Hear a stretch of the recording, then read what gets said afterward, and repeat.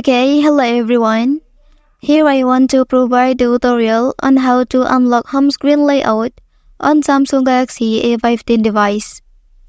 Unlocking the home screen layout gives users the ability to personalize their device even further. Not only that, unlocking the home screen layout also allows users to freely rearrange their applications, widgets, and folders. Okay, and then let's go to the tutorial. Well, first thing first, you have to go to the settings menu on your device. Okay, and then in this page, you can scroll down and select home screen option.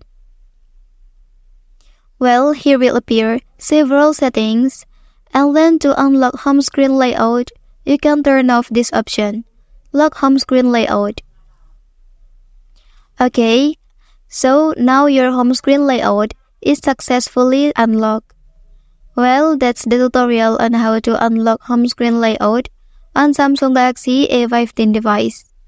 If you are helped by this video, don't forget to like and subscribe to get other information from this channel. Thank you.